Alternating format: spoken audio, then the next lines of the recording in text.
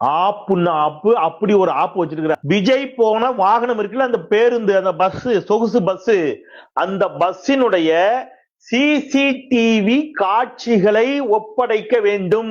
பேருந்துக்கு வெளியில இருந்த சிசிடிவி காட்சி மட்டும் இல்ல தம்பி, ஆப்பு என்ன தெரியுமா, பேருந்துக்கு உள்ள சிசிடிவி வச்சிருப்பீங்கல்ல, அந்த சிசிடிவி காட்சியும் ஒப்படைக்கணும்னு ஐயா நீதிபதி ஐயா ஒரு ஆப்ப சொருகிட்டார். இப்ப ஷட்டரை மூடிட்டு லைட் அணைச்சிட்டு விஜய் பேருந்துக்குள்ள போனார் இல்லையா, பேருந்துக்குள்ள சிசிடிவி கேமரா இருக்கும் அல்லவா, உங்களுக்கு இனிமேல் நான் எதுவும் விளக்க வேண்டாம் நினைக்கிறேன். எல்லாம் வெளியில வரும், எல்லாம் வெளியில வரும். இப்ப இவங்க இவ்வளவு நாள் என்னெல்லாம் பண்ணாங்க, இணையத்துல கட்டமைச்சது என்னது, கரூர் கூட்ட நெரிசல் அரசியல் சதி, திட்டமிட்ட சதின்னு சொன்னாங்க தாவேகாவினர். நீதிமன்றத்துல எப்போ என்ன சொல்லிட்டாங்க, ஐயா இதுக்கு பின்னாடி எந்த சதியும் இல்லைன்ட்டாங்க. ஏன் சார் அப்படி சொன்னாரு அப்படின்னா, தம்பிங்களா, இன்ஸ்டாகிராம்ல வாய்க்கு வந்ததெல்லாம் உளரலாம், நீதிமன்றத்துல அப்படி பேச முடியாது. சதி என்று சொன்ன அத்தனை பேர் மூஞ்சிலையும் சாணிய கரைச்சி ஊத்தி இருக்கிறாரு புசி ஆனந்த்.